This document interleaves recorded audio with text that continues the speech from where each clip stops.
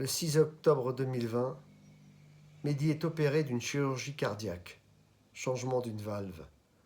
L'opération se déroule très bien. Il se réveille sans le moindre problème. 24 heures après, ses reins se bloquent. Il est placé sous dialyse. Puis au fur et à mesure, il devient dépendant d'oxygène. Il passe des simples lunettes au masque avec un gros débit. Il a des œdèmes, il a de l'eau dans les poumons. Les médecins qui le visitent chaque jour lui promettent de vider cette eau. Ça ne sera jamais fait.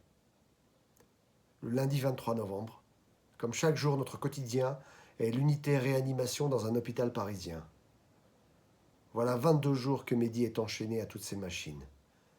Il est nu, un drap le couvre, intubé, ventilé par un tuyau qui lui passe dans la bouche. Ça suffit pas sous ECMO. L'une dans son artère fémorale, la seconde à sa jugulaire. Des cathéters dans son cou.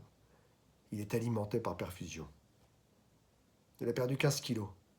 Parfois, les médecins baissent le curare.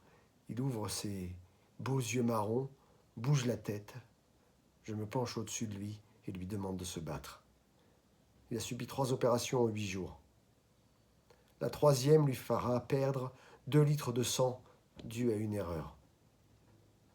Le 29 novembre 2020, 18h10, il s'éteint tout seul, car le médecin ne nous a pas dit que son état se dégradait. 19h, je rentre dans cette chambre, il fait sombre, les machines sont éteintes.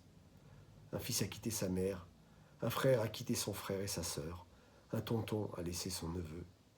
Erreur, négligence et infection nous ont pris notre Mehdi.